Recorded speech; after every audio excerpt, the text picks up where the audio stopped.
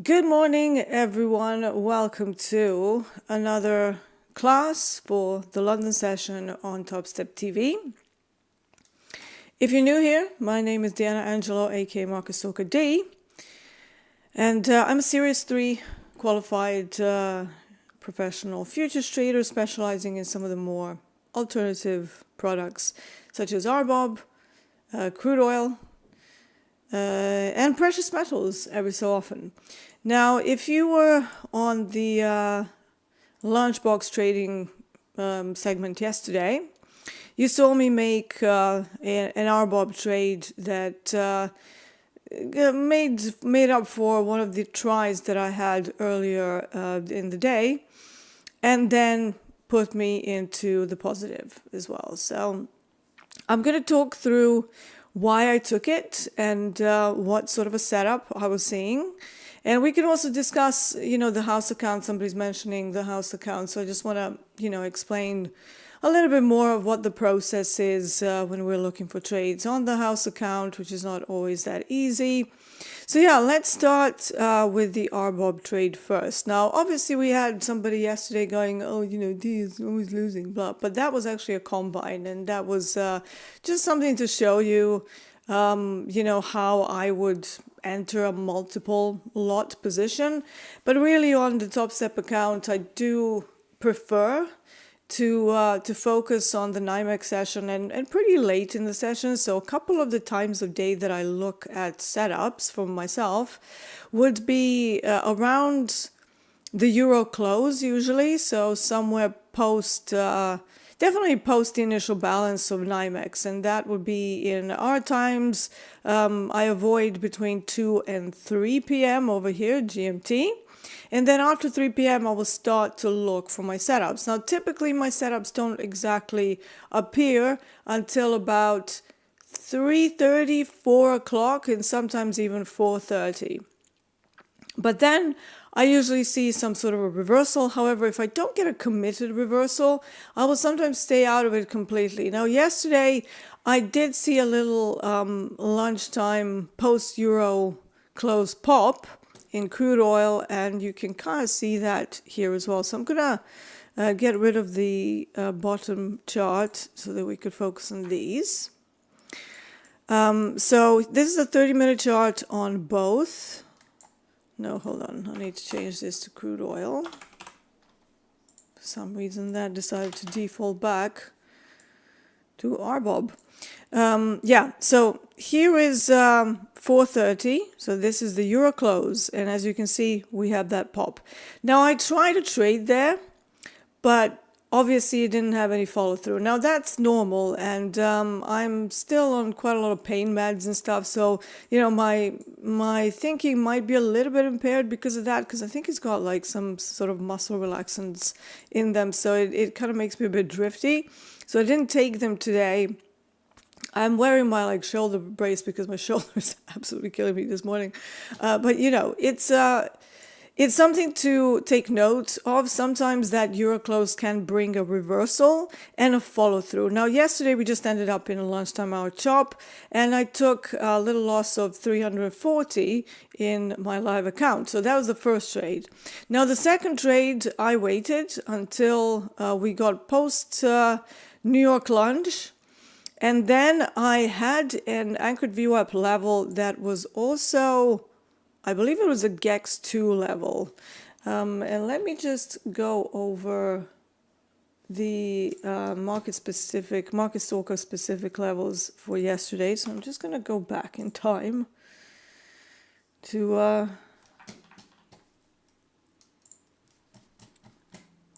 remember what was going on. I know we had a value acceptance of some sort that wasn't really doing much. Yeah, so we had the value high from NYMEX at 206.70 at the time. So 206.70, let's put that on the chart. So here it is. Let me just make that solid. Maybe go into purple because I like purple for my values.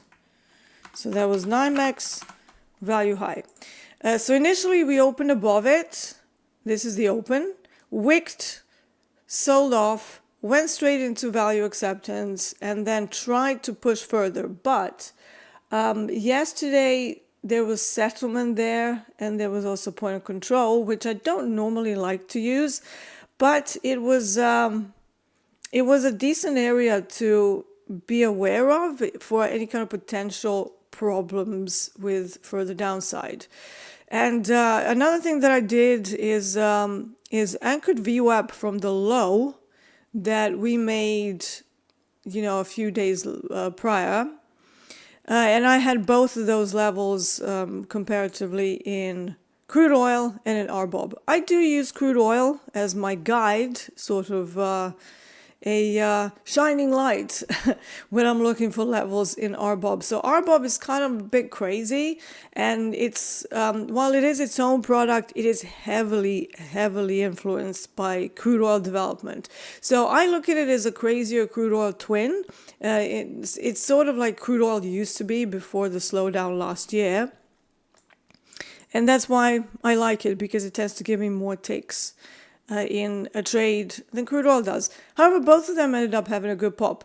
So my core levels there were settlement price on crude oil, point of control from the previous day, and the fact that the way we started going into the value acceptance was a bit non-committal, right? So we were kind of pushing, then pushing outside of it. Now, this is never a good thing for a value acceptance trade. So look at the price action once we closed this 30-minute area inside value. One thing you don't want to see if you run the value acceptance trade, which is basically opening outside of value and then closing a 30-minute period back inside it. That's called the special situation play. But we have to be mindful of the time of day, especially on products like crude oil and RBOB. We have to be mindful of how the price is traversing through it and how long that takes. So those are some of the things that I think about when I'm in a trade and I'm trying to do something with it. So because of all of that, when I came to my setup, I kept looking at these wicks. Like every time they sell it, they brought it back up, then kind of sold it, and then ended the candle in this like long wicks either side. That spells lack of commitment, right? Matt, I will get to that, to your question in a second, but let me just, finish the explanation of why I went into the RBOB trade. And then this is a point where I tried my first long, obviously didn't work, and it didn't hit me for my full stop, but, it drew down enough for me to go, I'm going to wait for what I call the day range fill time of day. Day range fill for me over here starts from about 6 p.m. GMT. Hold on, let me just update. No, okay, I'll do this later because that's not important right now. We have a new update for Topstep, so it just popped up. But I don't want it to mess up my charts, so I'm not going to do that. So basically, I tried one trade, didn't quite do what I wanted it to do, and then I waited for the next day trading time zone that I use on particularly crude oil and RBOB. So the next thing that I was looking for is to see how the price reacted from this anchored VWAP here, where I also had other confluences, things like the POC from previous day, things like settlement, which can be a pretty decent area to look for setups, especially for particular times of day. And then I went on to lunchbox trading. So we saw JD and Hogue were trying to go short in NASDAQ. Now, I see some people are very quick to judge, the decisions on the house account and all of that. But if we look at what NQ was doing at the time, and by the way, I have a long DAX trade, which I'm going to show you in a minute as well. So yesterday, here we go. So, people are like, oh yeah, they were trying to short. But look at this, like it was distributing, right? Like it's distributing. This was the time of day when Hogue and JD were trying to short it. would you long with this price action? Because I know I wouldn't. I want to see some like committed movement. And what did we talk about yesterday? About accumulation and distribution, phase 1, phase 3. We expect the market to go into the opposite direction, into a markup or liquidation. So when you have a distribution, we expect some sort of a sell-off. And, were they wrong? Well, not really, because we did get, like whatever this was, I think they went in around 540 or something like that. And I mean, it went down almost 30 points, It's like, that's not a bad trade at all. It took a while to do it and then wicked back up. But it was a solid trading idea. There was nothing wrong with it. It was certainly the right thing to do at the time. So, when we are on the segments, we are encouraged to trade and to look for trades. People want to see us trade. This one is, this section is more of a class because we don't have DAX and stuff. So it's a little bit more difficult. But, at that time of day, is it wrong to look for a sell-off when the price action and market-generated information is telling you it's struggling to go higher? No, it was the right decision. So, whenever you see us making those types of trades, not all of them will work out. Some of them will fail, some of them will succeed. One thing that we did change this year is to not go in with massive position sizes, because that was kind of triggering for the chat.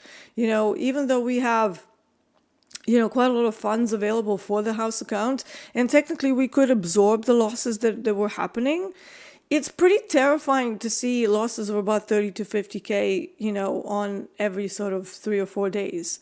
And then, yes, there were big wins, but, the process was still very new and, maybe sizing up wasn't the right thing to do. But it was certainly good TV, right? You can't really argue. It's tradertainment. And this is also why we say don't follow our trades. If you didn't plan on shorting NASDAQ at the time, that's absolutely fine. You can have differing decisions and say, okay, well, you're wrong. And I'm going to go against you. This is not a signal service by any means. But yeah, let's go back to the RBOB trade that I did. So one thing that I was looking for before I entered the trade was to look for a very low time frame chart, which was a 100-tick chart on RBOB that tells me very quickly when they start to commit to the move. That's how I kind of front run trades. But I really wouldn't suggest that you front run anything unless you have very good stats about the setup and the time of day that you're attempting the setup. In my methodology, the Market Stalkers method, time of day is crucial for these instruments. And even ES has that, right? ES likes to do long failed auctions earlier in the day, but then it also likes to turn around right after about 7:30 p.m. my time, into that power hour time of day. Now, whether it turns into a continuation or a, mean reversion, it depends on the context and depends on, what we have going on. So basically, I was staring at the 100-tick chart. I'm going to try and see if I can go back to that time of day. So let's go to this sort of a layout. And, I've said this so many times. My edge is really on these products, not on, obviously I trade DAX outside of this. Okay, well, something's happening in DAX. So let me show you that trade first. So I took this on my sort of like a YOLO account, personal account. I've got about 83 grand in there right now. And I'm only using a 3 lot on the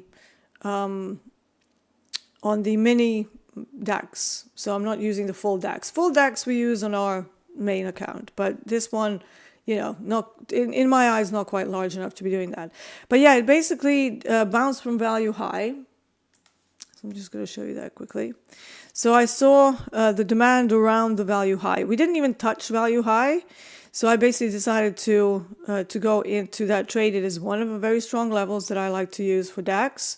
Longs from value high. And we're kind of reaching 2R. We'll see whether this can run into an asymmetrical neutral day, which is again a bit of my twist on Dalton's concepts, and see whether we can reach the final 3R target, which is closer to sort of 2770. 21,700. Can't even read today. But yeah, the trade is doing pretty well. It's, about $1,000 in profit. The danger here, now that we've extended to both sides, is that we wick back to the middle, right? So the right thing here would be maybe to trim one out of these. So I might do that.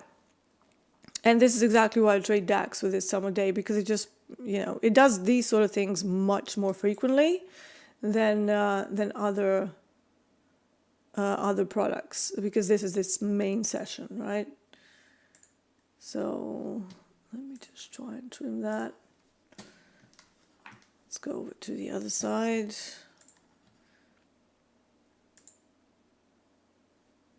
I'm going to sell one. Okay, so now technically, because I'm taking the profit at 2R, so basically I'm in with 3 lots, and I've taken about a third of a position out of that.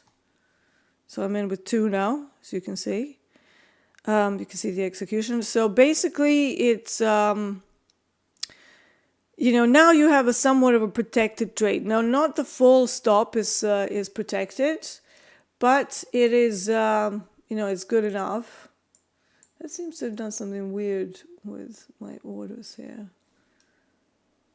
Why is that a buy limit? Okay, I'm going to have a look at that. But yeah, so partialing the trade at 2R multiples is a much better option than partialing it before you get to that point, because statistically, let's say I was in with 4 and I cut half at 2R. Basically, you would have a risk-free trade without compromising your stop-loss placement. And it's the same thing. Net risk is 0 at that point. So I prefer to be doing that than, partialing trades willy-nilly as it kind of moves in your direction very quickly. But at 2R multiples, you have a statistically viable trade, and I want to try and hold this longer because this is a very strong move. So yeah, we'll see whether the rest of it works out, and if not, I'm gonna try and keep an eye on it as much as possible so that I can manage it a bit more at this point. And then if it starts to dip below 1.5R, I'm going to take all of it off and call it a day. But yeah, so far it's doing okay. No huge sell-offs. All right, let's go back to yesterday and the time when I roughly entered this trade. Okay, I can see it here. Let's increase this. Here's the 100-tick chart on RBOB. And here's the time when I was entering my trade. So look at this ribbon. It dipped below it, and I'm looking for a long, right? Because of the anchored VWAP, POC, whole bunch of other things. Suddenly I get this big, this was a very quick pop. So the 100 ticks showed me there was an increase in price velocity. It's something that I look for that opposite direction into the settlement for my RBOB. And I got that. So I entered the trade, and as you can see, very quickly, we just pushed relentlessly up to VWAP. This is Globex VWAP, and it started to consolidate. But still, for me, I saw the buying wicks, and that was not enough to push me out of a trade. However, I was in with 1 RBOB. If I was in with 2, this would have been the point where I'm like, okay, maybe I should take a half, purely because VWAP is pretty reactive across the board, whatever you're doing. And yeah, so that is one way to manage the trade, but it does require a lot of, the speed of thinking, confidence in your levels, and exactly knowing what you're looking for, rather than just bumbling around without levels and not really knowing exactly what you're doing. Now, it carried on higher with crude oil. Crude oil knocked on 74 yesterday. Exactly, and I did say in the chat, this might be a ceiling for now. We had an algorithmic swing trade that started yesterday, but I acted as my quant strategist self and decided that, a move of about 1.3% is actually a pretty good move, it was actually looking for more, but seeing all the options activity and everything that we had around 74, I actually decided to kill that actually this morning, because I didn't like what I was seeing. And this is where the human factor of running algorithms will come in. No algo can be just left to do whatever it's going to do on its own. Every so often, you do have to step in, especially when the algorithm is being a little bit, over optimistic. Another thing that I did for that particular, and it was basically the same idea that I used to run the RBOB trade, except this was like, oh, it's a swing trade in crude oil. But then we got the big move, and I'm like, algo, what the hell are you looking for here? But basically, I didn't like the daily close. So when we have swing trades, we want to see, some sort of a bullish engulfing or some sort of a structure shift that is visible on the daily. If you don't get that, and we kind of hit the supply, it was a speed bump supply from a drop-based drop, but still, it was a supply, and to me, this daily close was just not good enough. I needed to see it above, really above 74.50 in order for me to keep that swing trade. And that's where the human factor comes in when you're, deciding whether you're going to keep it or not. But yeah, that was it. So we took a nice chunk of profit there. And I took a really nice RBOB trade intraday based on a very similar idea. All right, so Matt Loca wants to know, why did I lock myself out today? Today is FOMC day. I don't want to be spending my daily loss limit on nonsense trades. We're going to have a lot of things happening today that could be unwinding of positions.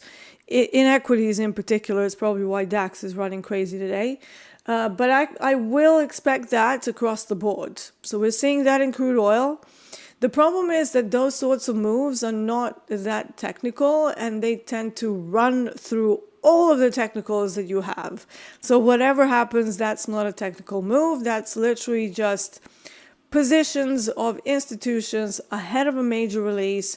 And what you don't want to be doing is spending your equity on the day on trades that won't make much sense, and they can actually hurt you ahead of the main event. So I want to have all of my, ammo for the main post, afterglow event today, which will be the usually press conference or right after. So I probably won't be trading today until very, very late.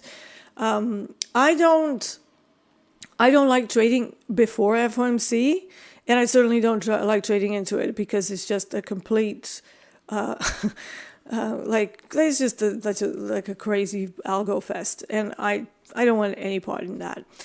So the clever thing would be to wait and to lock yourself out, not be tempted, spend your day maybe just observation mode, right? Observation mode, like you don't have to be in trades all the time to gather data, okay? So I see this all the time. They're like, oh, I have to be in it. You don't. Observing how price behaves around your levels and running hypothetical trades, it's like, okay, well, what happens if we retest the 73 area? Are we going to get some sort of a, more committed move to the upside again? You can run hypos without actually clicking buttons. There is a very nice measuring sort of tool for hypothetical long positions that you can try. So, for example, we can hypothesize that at some point this anchored VWAP might actually be reactive. For now, it isn't. So, there's nothing for us to do here. But yeah, this would be, something to do. You're like, okay, is it going to bounce from 73?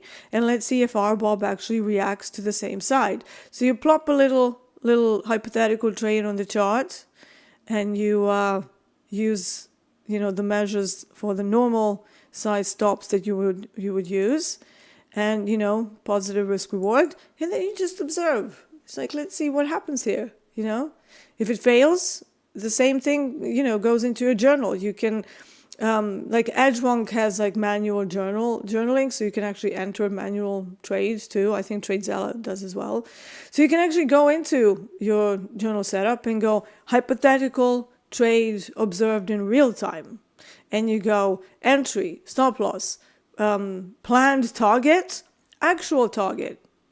Like that doesn't differ from the real trade. It's still a data point.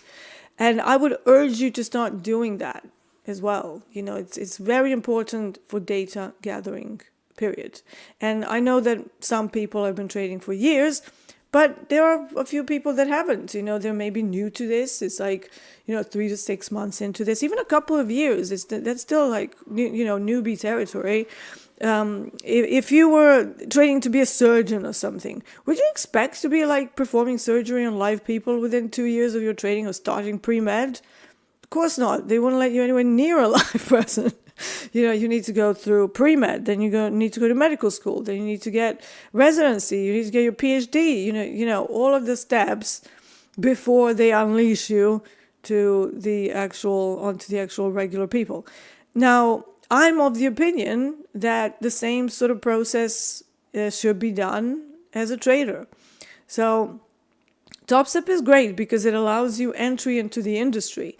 But we see this a lot. People go into XFAs, they blow it in 3 days. And what is that? Well, you just butchered a person, right? If you were to use a metaphor that your XFA is a person and that you are a surgeon without enough experience to be doing surgery, what would happen? Well, the person wouldn't be doing very well, would it? And it's the same as your XFA. You kill the XFA, you kill the funded account.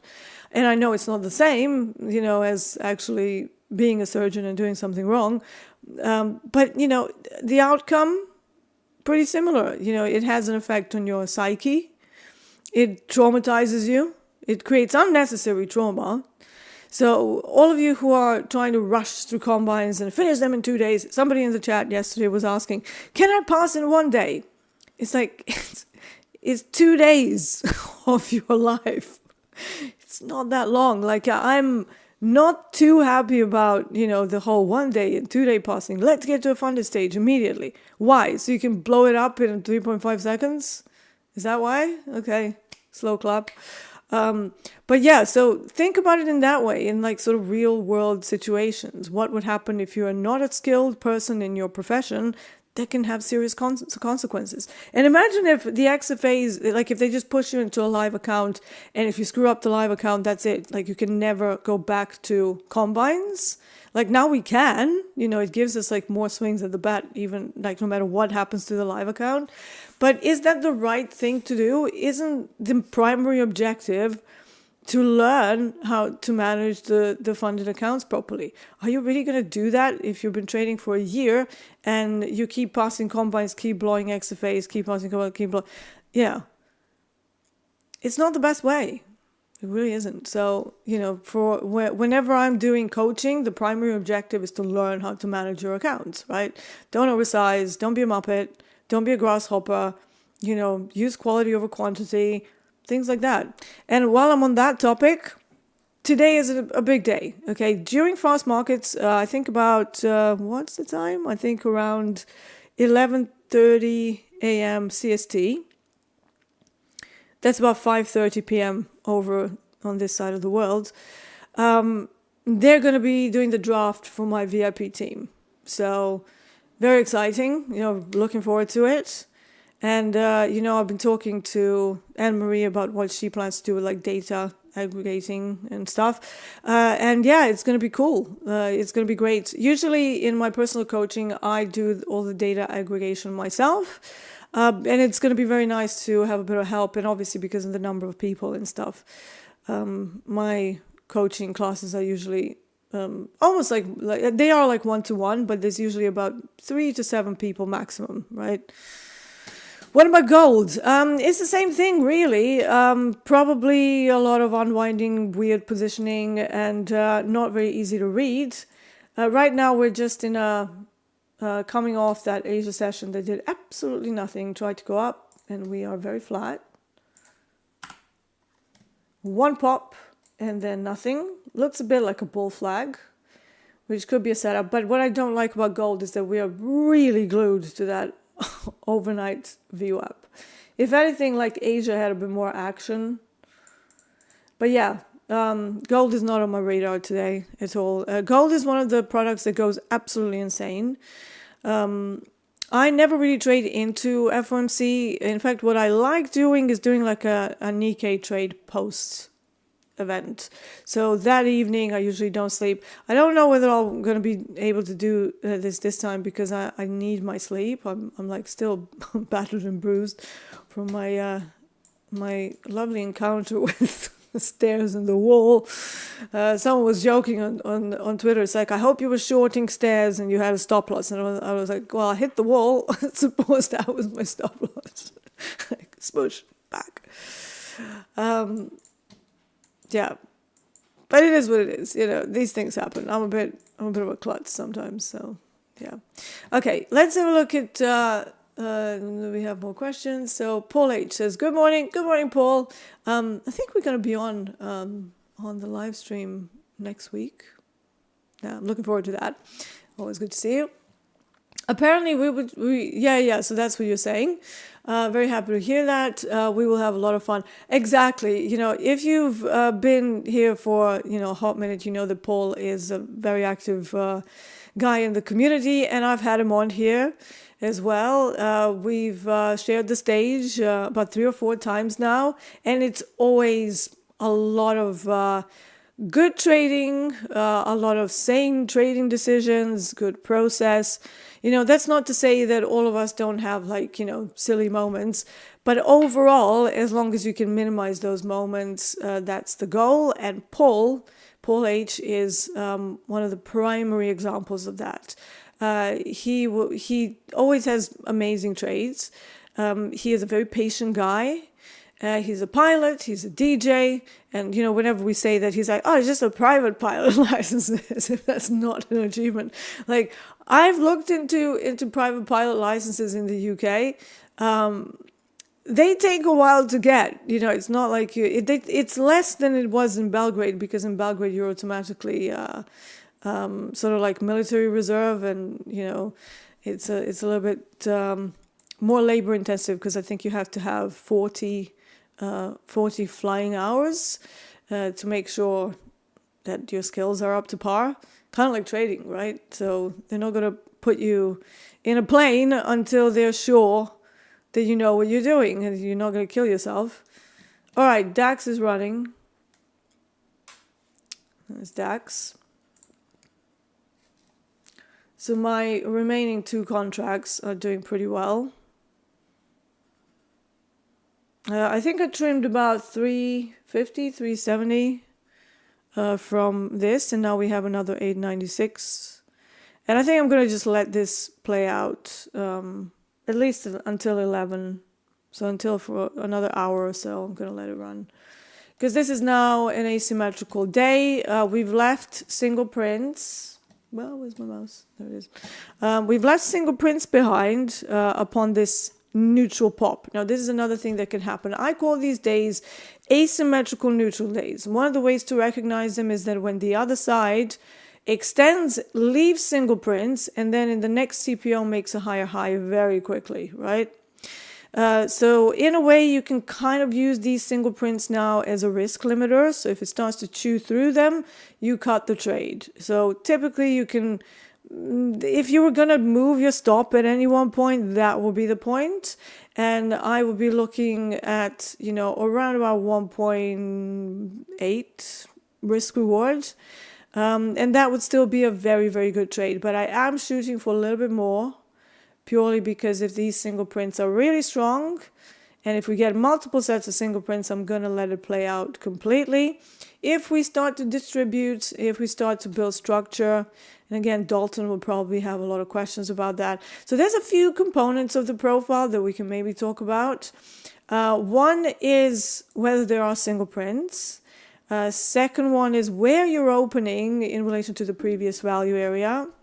And it's like a new language, it's like learning the language of the market. It's still the same information, but it's just I suppose it's like a vertical histogram that displays the information in a slightly easier to read way if you know where and when to look. And there are several moving parts to it. Now, market profile is a huge kind of core chunk of my market stalkers method, but I do have other things. I have time of day, I have timing entries, and I have supply and demand on larger time frames, because I don't like using the same concept on all of the time frames. But I know Dalton likes to smush profiles for multiple days and then look at the structure there. To me, I'll be very honest, that's never really worked very well. And even if we had like some obvious single prints on those larger time frames, I could never, I don't know, somehow I didn't read it well. But when I'm looking at the supply and demand, I can easily see the top, easily see the bottom. I do use volume profile as a supportive element to supply and demand. So if I have a low volume area and then a high volume area, there will usually be some kind of a demand or a supply there. And I will expect a certain price behavior, price velocity at the low volume areas. So you don't get a direction, you just get price velocity prediction. Like that's as best as it gets. When it comes to crystal balls, you can be pretty sure that in the low volume areas, you're going to get either a quick move through them or a quick reversal. So it's not going to hang around those areas very, very frequently. Sorry, it's not going to hang around those areas very long. It's going to be a quick decision either way. So that should help with the overall, if I'm looking for a reversal from a supply and I have a low volume area just underneath it, well, that's kind of the perfect situation, because you know that the reversal will be fast and furious. But if you're kind of in a high volume area and everything's like just bunch up and, not really doing much, you can use that. You can use to maybe plan your trade out for a bit longer time frame to accommodate, with whatever setup idea you have at the moment. And then you're like, okay, well, I might be looking for a reversal. You could be looking for a continuation and you run into a supply. And let's say it's NASDAQ. Well, is it, if we're at all-time highs, it's a supply at all-time highs. Can it be a reversal point? Yes. Will it? Well, we've been making all-time highs for a while. So the probability there is that you're probably going to spend a little bit of time in a supply before it goes higher. So expect that slowdown in price action rather than looking for like a crazy momentum move through it immediately. And then you're like, okay, well, now I can walk around for like 2 hours and maybe I'll get the move that I want. So, you can mold the expectation of, how long you're going to keep the trade, what are your objectives, how much space there is for your trade. And this is one of the reasons why I prefer reversion trades, right? Because typically they offer a higher risk reward, and I'm very careful with where I'm getting involved. And as you saw yesterday, one trade, I've said this so many times when I was running my own live streams, if the first couple of trades earlier in the day didn't go well, that last trade of the day will be the one that brings me back into profits. And, that remains true to this day. So mostly my settlement trades have a very, very high accuracy rate. Anything before then, it's like kind of like, 50-50. I win one, I lose one. And sometimes they are big. They are very big. But the accuracy for me definitely comes from the day range fill time of day on used to be crude oil, but now it's RBOB. So those are my stats, my performance stats. And on DAX, usually I like to trade from 11, so in another 50 minutes. But today, because of the existence of value high, again, everything is contextual, existence of the value high, and the fact that we went into a quick pop and then back into initial bounce with quite some force, that's what pushed me into this trade. Again, I used the lower time frame and bookmap to look for those. Once I saw it, it was just running, so I left it. So no over management, very, very drama-free trade on DAX today. And they usually are, they're not super dramatic. And I mean, don't get me wrong. Sometimes I get it, really wrong. And then after about 3 attempts, I'm like, okay, today is not the day. But most of the time I'm able to get, at the very least, like 1.5 to 2 hour. And then on these days ahead of FOMC or some like big sort of interest rate decisions and stuff, I'm able to get 3 and 4 hours. Okay. All right, let's have a look at some more questions. Deborah Anderson says, what pair are we looking at? It's not a pair. This is not a Forex trading thing. It is a commodity product called gasoline futures on the left, and then crude oil futures on the right. Their respective symbols are RB and CL. This is across the board. That is what their symbols are on futures. There's no pair. Pair is like when you're talking about actual Forex. There are Forex futures, but they're called 6E, 6B, 6A. I'm not a Forex trader, though. I was for the first 5 years of my career, so from about 2007 till about 2012. And then Forex went dead. We went from 150 pips in a session on Eurodollar to 40 on a good day. And then it was just like watching paint dry. And I kept trying to, from 2012 to 2013, I kept trying to make it work intraday. And it didn't work. So I went into futures and intraday. But by then I already had a 6-figure account of my own. And futures was kind of the next logical step for me. But it wasn't until 5 years into my trading that I considered myself a sane enough trader with good risk management to try prop trading. So yeah. All right. So it's not a pair. It's a commodity.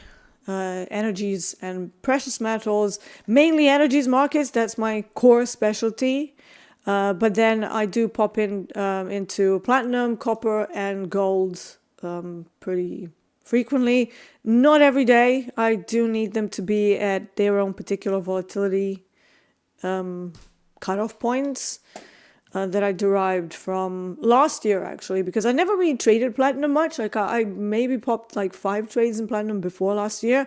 And then last year I did a ton of platinum trades. Like I think I must have done like at least like 200-300 of them through like combines. I first went into a combine, and actually Steenbarger was talking about this yesterday. Even if you're a very experienced trader, if you're getting involved with a new product, going back into a simulated environment to gather data is actually something that we all do. There's no shame in it because you're getting involved into a new specialty, right? It's like platinum. Yeah, it might be a precious metal. And yes, I've traded gold for like 12, 13 years. But it's not the same thing. And it's actually slower, smoother, trends more, and doesn't really make the reversals and wicks that gold does. So I like that. I really liked it. And I had some really awesome trades in platinum.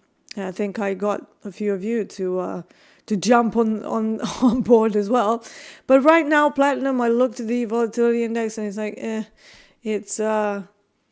it's slowed down. And same thing, WND says, do you trade nat gas? Yes, I do trade nat gas, but it's slowed down.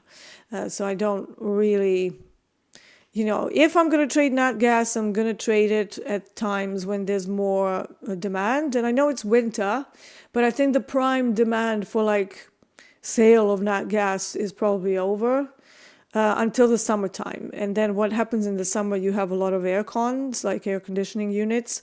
And some of them need natural gas, and there's a natural increase in demand yet again during the summertime.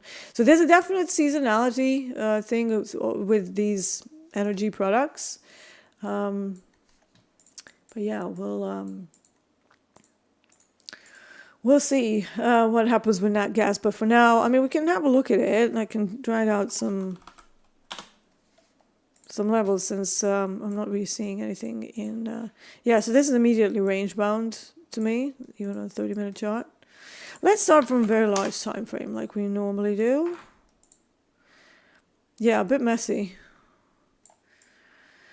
And doing its nice gaps, which is why... Nat gas is called the widowmaker. If you didn't know that. So in the industry, we call nat gas the widowmaker. Because if you try and run a swing trade on nat gas, you wake up and it gaps the opposite way, like about 5%, 3 to 5% on average. And that's a painful thing to go through. But yeah, it's a monster when it's moving. Definitely a monster when it's moving. And we had that. Let's go to the daily chart now. So not really seeing anything. I mean, look at this price action. This is not really a trending market anymore. We definitely changed market states. We had a trending state for a long time, right? So we had from August it started, then we went into sell-off post-summer. So that's normal. You have that increase in demand during the summer, and then sell-off into the autumn months. And then slowly, as we get into the colder months, look at that, like textbook, the demand starts increasing, and then it goes on this. So I was trading it November and December when it was kind of doing these massive runs, and it was very apparent in the price velocity too. So yeah. Right now, I'm seeing this more as a range, and the average session and daily ranges have reduced. Its own volatility index has reduced, so its own VIX is not as high as it was. And to me, this is just not easy day trading conditions, and that's what I use the volatility indices for. Do you say indexes or indices? Or is that just like for ES and NQ? Those indices? Is it a grammar thing? I never know. Because believe it or not, English is technically not my mother tongue. I know most people won't believe that because, I don't know. Maybe I'm probably bilingual. I have been speaking English since I was about 3. But I spent the first 20 years of my life in Belgrade. I did go to school in England, though. So that's contributed. So yeah. Indexes or indices. But yeah, nat gas, I think for me, I'm going to stick off it. And then once we notice that there's some sort of a trend in force that's making either lower lows or higher highs or something, maybe we can have a look at it again. But for now, it's off my tradable instruments. Here's a great question. Do you use developing values? So we created the Blatek market profile. So with doing that, you're able to kind of reverse engineer and see what the calculations are underneath. So before that, I was still messing around with the idea that we have a strong move, then the developing value is going to be helpful because it's like, you get a strong move and it's under the developing value. The reason why that is because the calculations underneath those indicators. And since then, I've kind of gotten not that happy with the developing values, but I will give you I will give you a very interesting anecdote. When I was first introduced to the market profile, actually it was a volume profile concept, they had the developing value in there as well. But they didn't necessarily tell us that it's a developing value. They basically just went, that's the value area. So I naturally assumed that when they're talking about the open, they were talking about the developing value. Mind you, this was 2013. So it's like, good 12, 13 years ago. I've never heard of the concept before. I came from London to a Chicago prop firm, and I was like, what is this? This looks amazing. Distribution curves, like like I was so on it, like a tramp on a sandwich. And I first thought, they're talking about the developing values. And then the guy was like, value high is there. And I'm like, what do you mean? My value high is like, very close to the current price. And he's like, it's nowhere near the current price. And I'm like, what value are you looking at? And he goes, the previous day. And I'm like, oh, God, I'm such a muppet. So in my courses, I actually made it a huge point to say that when we're talking about the open sentiment and not the developing profile, that we're talking about the previous day value in relation to the current day's open. Like, where is it? Above it, inside it, below it, and how far? Those are the questions that we ask. Now, once you have those questions, you obviously have a good contextual base to start making better trading decisions, because there are stats related to each open sentiment. Again, we're going to have Dalton here today, and he is the godfather of market profile. He's the one who worked on popularizing it. It was Peter Steidlmeier that initially came up with the concept, like really smart man, and the two of them worked together. And then obviously Dalton was, a prop trader, and, he worked in the pits, and everyone started getting super interested over this new way of trading the markets. And this was 1986, I believe. So yeah, the profile has been here for a long time. But changes needed to be done. And this is the reason why we're going to have Dalton, because even I noticed that certain parts of profile are no longer as effective. To me specifically, I know that Hogue does the opening range, but for my products, that is just not a valid setup. So, it's a setup that works about 30% of the time when it does occur. To me, that's not high enough. So, I made some changes in my methodology and the market stalkers method to make sure that, I said why I'm not teaching certain parts of the profile. And I think this is the reason why he's bringing out a new book as well. There have been, this is a very different market now than even 5-6 years ago. It's a very different market even 10 years ago, but I think we've had a seismic shift in the liquidity, the options data that is now massive. We absolutely have, what is it, like 53% of ES volume comes from 0DT options. It's insane. And of course, that will be, that would be a factor in why some of the setups maybe need redefining. So for example, for me, the value acceptance core idea before, when the markets weren't as crazy, was to wait for 2 full 30-minute candles to close inside value. Now, if I waited for that, I would miss all value acceptance setups. Because by the time that I wait for even the first one to close, we're already halfway into it. So the markets are so crazy right now, most of them.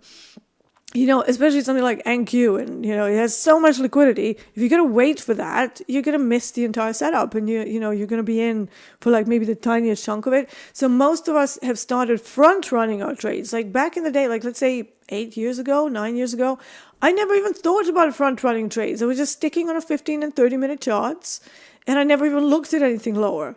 But over time, I noticed that, by the time that I'm waiting for my 30 minutes, my day range fill reversal is gone, like it's done. So obviously there is an evolution and a constant tweaking of what you're doing. That never ends, because we have to evolve with the markets. Now, some of the things remain true, like the number of trades per day, risk reward, that's all just basic math. But, some of the things about entry, when do you front run a trade? Do you wait? Those are the things that you can tweak over time. And, no one can tell you how to do that yourself. But I will say that for the developing value side, I don't really find that much use in it. By the time that, and it's because I've realized what they're doing with it, right? It's not a valid, if I get a very big move outside of value, I can see that in the TPOs. Like I don't need the developing value to tell me that. And the developing value is always going to be in progress until the day is done. So it's kind of like, let's say that you're looking for a 3-bar reversal on a 5-minute chart. And then you see the 2-bar reversal, but you don't wait for the third one. However, you're mid the third candle and you're still getting involved because you're front running a 3-bar reversal. And then what happens? It's not a 3-bar reversal, but a continuation. It was just a slowdown. So is that a 3-bar reversal then? No. It's not. It's a failed attempt. And that's how I think about the developing value. It's like until the day is done, there's not much to derive from there. It's like, unless there's a very strong setup, unless there's a very strong move, not setup. But even so, you have the TPO profile that is in real time.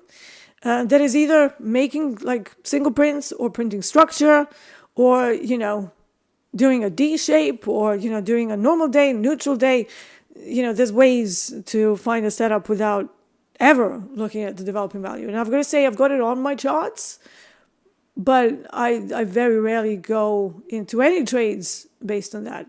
But that's just me. If you find it helpful, keep using it. You know, we're not the same people. It's like different folks, different strokes, and all that.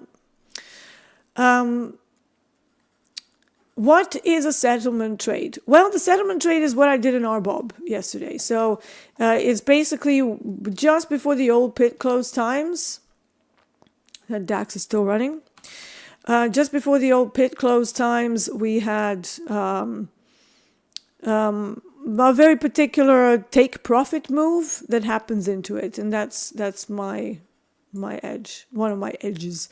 So yeah, basically it's a time of day when you expect people to start closing out positions. It's why it happens. It doesn't happen every day. Sometimes it is a continuation. So again, it will be a contextual thing. But most of the time, if you're not in some kind of crazy trending day, you can find those fades into settlement. One thing I noticed that did change over time is as we're going, like before, those reversals used to start on the dot at 6:30 p.m. my time. Now, sometimes they still do, like yesterday. But if it's a quieter day, there will be absolutely nothing happening until the last 2 minutes. And then 7:28 p.m., they start moving it. And you're like, what? Why? And it's a take profit move. But why they wait for so long, like, I'm not quite sure. You know, wouldn't you start closing your positions out half an hour before? Like, I don't know. So yeah, that's changed a little bit. So you have to be a little bit more careful when you're looking for your entries. But I start to expect them, to anticipate them already from my 6 p.m. But very rarely do they become obvious before 6:30. Sometimes you have a lunchtime hour reversal. So, you know, 5 p.m. my time, they start to reverse it. And then they keep going. And then you get to the settlement trade and they go back the other way. You know, that's usually the expected move. So those are some of the, you know, statistical anticipatory events that you can rely on in RBOB and CL in particular.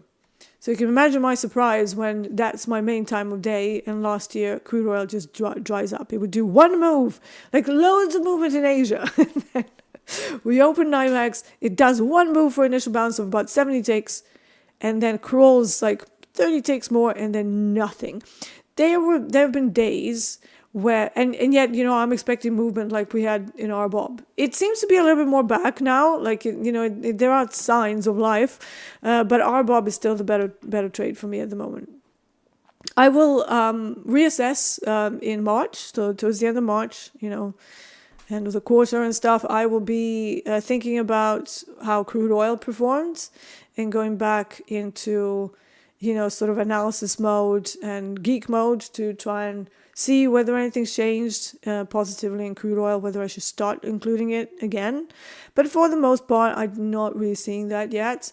We're flirting with OVX at 32. I need it above 35 to have everything going smoothly and to have the ranges that I require for crude oil. Anything below it is like, meh, don't want it. Okay, so let's have a look at some more questions. I am going to have to finish this earlier today. I actually have a surveyor coming, so we sold this house, so they need to start those proceedings. So wish me luck.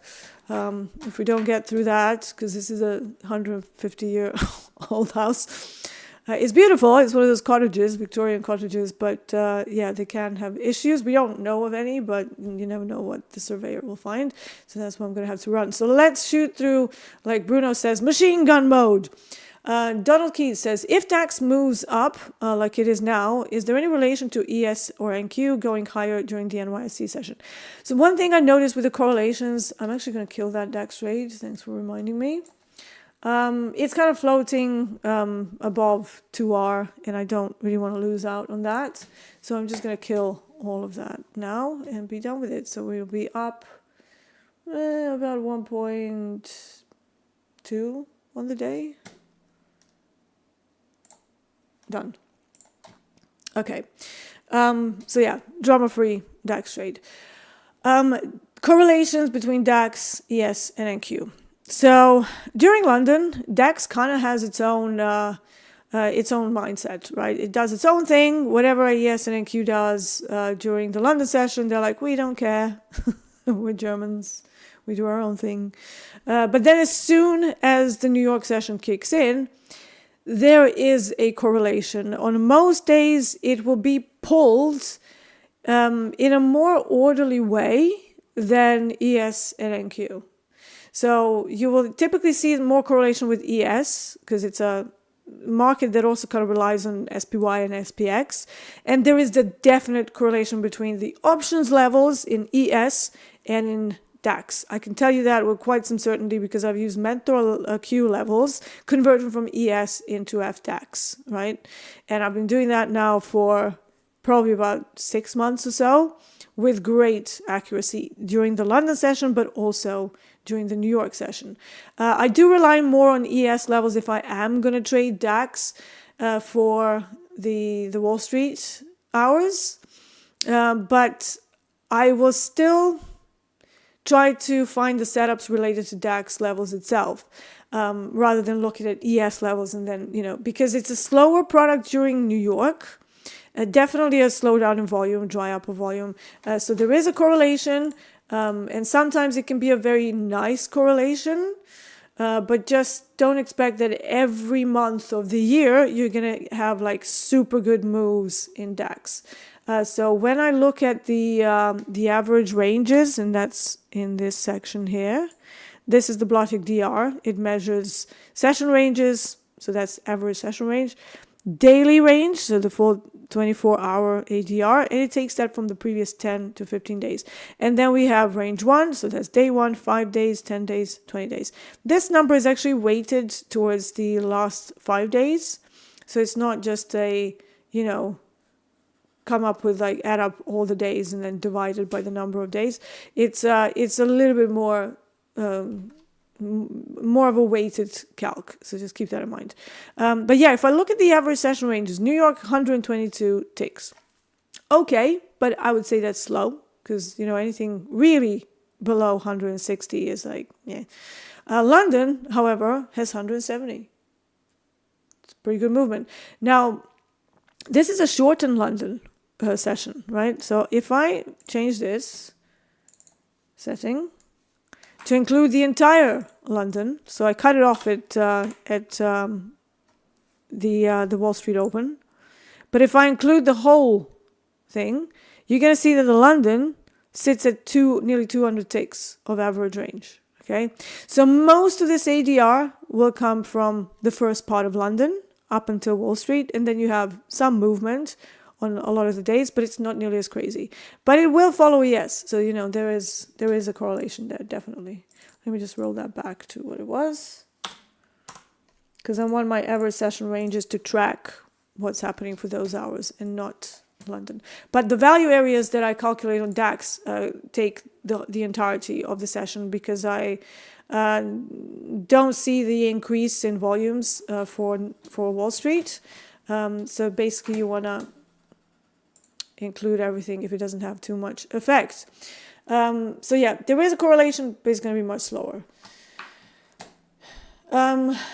Christopher says, hi Coach D, what is your time window for London and New York for RBOB?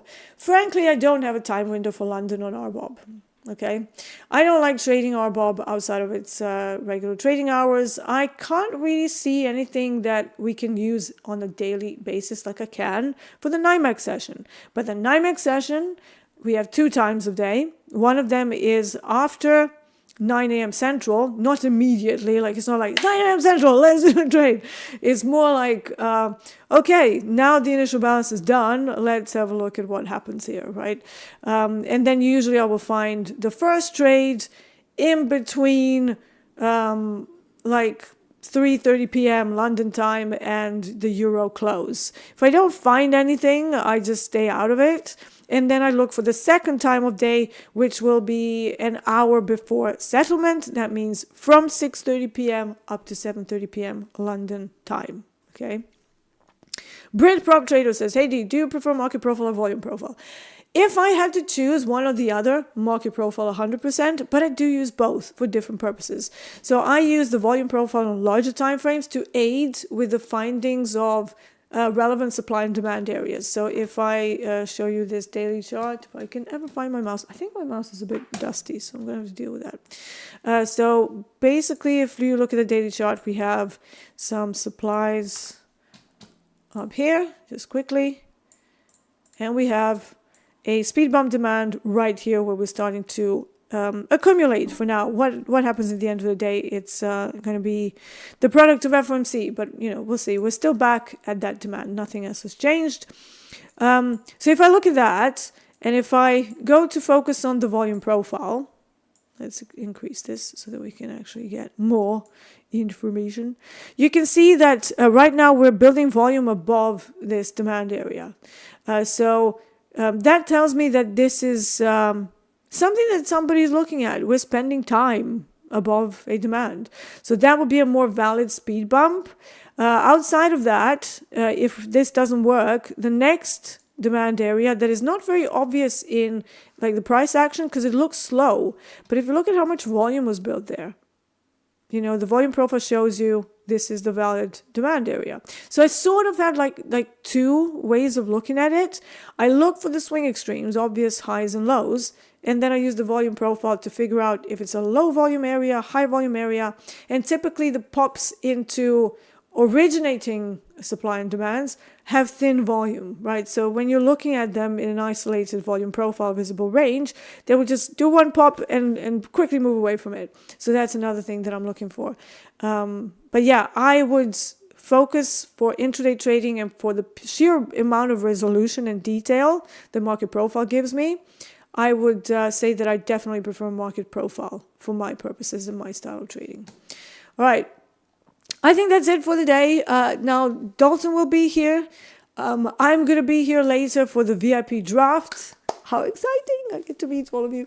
I can't wait. I'm so excited. I love coaching people. It's like one of those things that gives you a warm and fuzzy feeling. This can be a very lonely game, and just having people to explain your setups to and to guide them on their way into this very exciting journey is awesome, right?